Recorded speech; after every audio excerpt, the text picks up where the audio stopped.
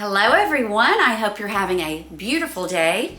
I am going to share with you today one of my favorite all-time recipes. It's one of the most popular on my blog, Family Savvy, and it's perfect for feeding not only your family, but a crowd because it makes 2 casserole-sized portions. This is my best baked ziti for a crowd, and I'm gonna explain to you the ingredients. I'm gonna let you watch me while I put everything together. I'm actually making these and I'm freezing them, and I'm gonna give you some steps along the way that will help you see how you can make this in stages and then how you can assemble it and either go from there and cook it, or you can freeze it for later. So first, and this is the foundation, this is the baked ziti base. It's the meat sauce that I made ahead. I actually made the meat one day, and then I added the sauce the day after, and this has been in the fridge, and this is the foundation for the ziti. This is the sauce. This is a combination of ricotta.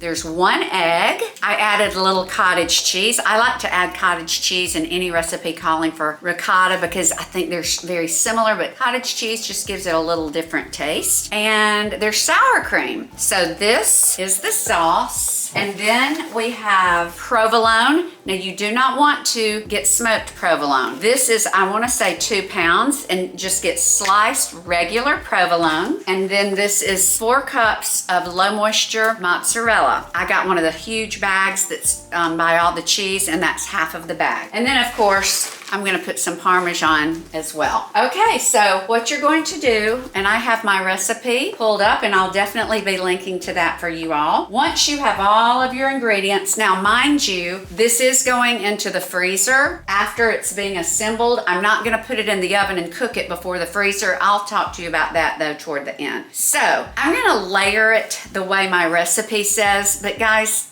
honestly, if you decide or if you accidentally layer this the wrong way, it's fine. It's gonna be great. With all this yummy, flavorful meat sauce, all this cheese in the sauce, it's just going to be fabulous. But the recipe says to lightly spray the pan. So I'm gonna get my avocado oil and just lightly spray the pan. And then it says half of the meat sauce, ziti, provolone, and mozzarella. So meat sauce, ziti, provolone, and mozzarella. So here we go. I've got on my gloves. So we have our meat sauce. Oh, this smells so good. We're about to have our small group, our church group that we have every week. We have young couples and we feed them dinner. This is always a hit, and this is one reason I'm making this now. Small group starts in about 4 weeks, and this is gonna be in the freezer, and it's gonna be great to pull out. Okay, so I've layered one and get the other. And when we have our small group, we've got 20-ish, 22 people. I cook both of these for our small group, and I just put a salad, some Italian bread, and the ziti, and it's perfect. So there's that bottom layer. I'm gonna add just one more little bit.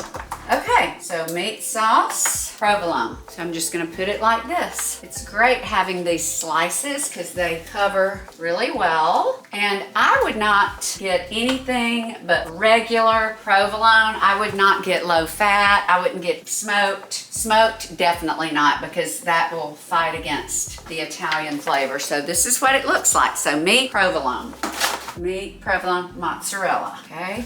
You would think I would not have to look. I've made this only 10 million times. Okay, so we're putting our mozzarella over the provolone, okay? So just like this. And now we're gonna repeat that. I'm gonna do about 2 of these. And you have to remember you're doing 2 separate ones, or you might do everything in one pan and say, whoops, I don't have enough. So when you're at this point, it's gonna start getting not so neat. You just have to sort of spread things around and not worry that it doesn't look like a magazine. Everything just sort of starts mixing together, but that's okay, guys. This is a casserole. I'm gonna just do this, and you can also use your hands if you want to. And you wanna save some of the meat sauce sauce for the end, and I'm gonna show you why. And you might wonder, what about this sauce? I'm gonna show you why in just a second. So we have more meat sauce. So when the cheese melts, it melts into the sauce. Guys, I can't tell you how good this is, and believe it or not, leftovers, I almost think leftovers are better. I don't know what it is, but you know, just reheat them like in a low oven. And you can do the microwave, but I don't like the microwave for reheating. Oops, that's all of my provolone, so I may have to borrow some. So there we go. We have 2 layers of meat, 2 layers of the cheese, and then here we go with more mozzarella. How can this not be out of this world? Okay, now we're at the end, so here's what we're going to do. I am going to finish with the meat sauce. And guys, you just know I love my gloves, so look what I'm going to do. I'm going to do this because look how easy it is to spread with your hands. These are food grade gloves. They're powder free. I want y'all to look. I'm going to show you all how easy. It's so much easier and it's quicker. Love my gloves. Using your hands. If you think about it, think an artist sculpts with his hand with clay, and a cook cooks with his or her hands. Okay, so we want to use every bite of this yummy sauce, and then we're about to finish. So, oh guys, there's a little more.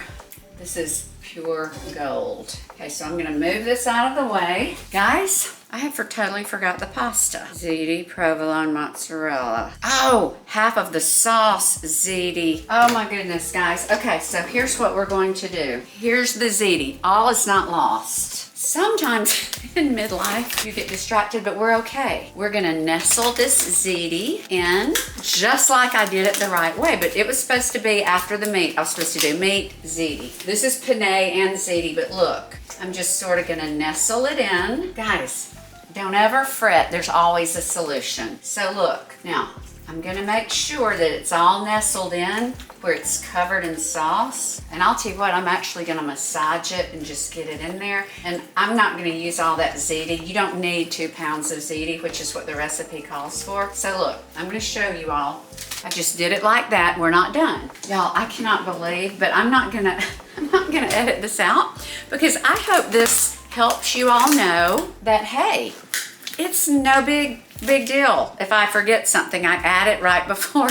I've made some big snafus and I never edit them out because cooking is real life. Okay, so here we go. So we've got this ziti right there.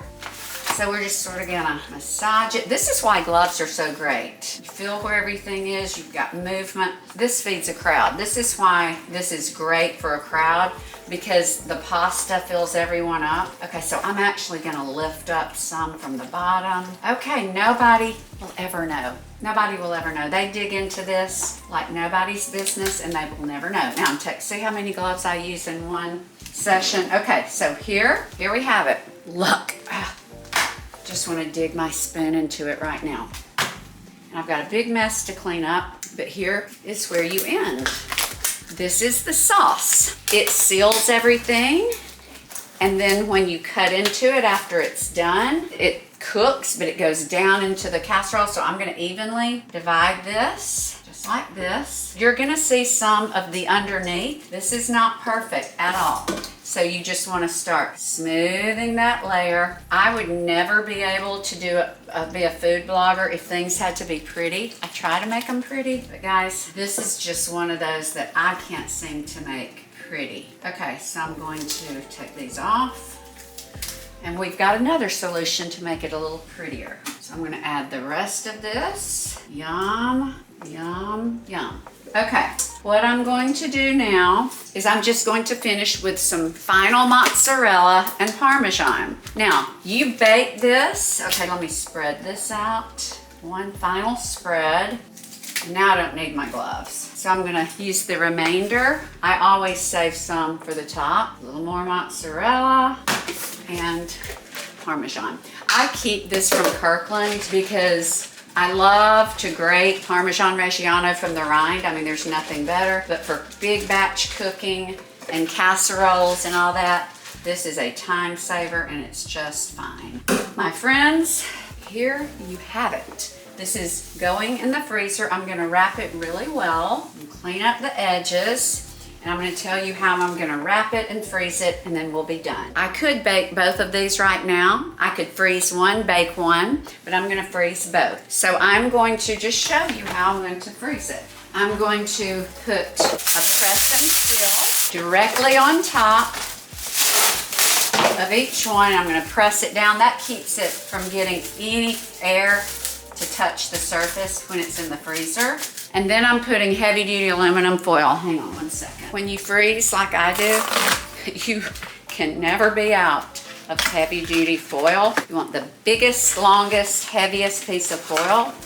This is a workhorse. When you take this out of the freezer, you want to thaw it slowly in the fridge a night or two before you bake it. You can bake it from frozen, but it takes longer. But make sure you remember to remove this. It'll pull right off because it'll be frozen. You want to pull the plastic off, and then you're going to put this back on because it bakes covered. Most of the time, you just end the last 20 minutes uncovered. Just don't forget the plastic or the saran wrap. So this is all you do.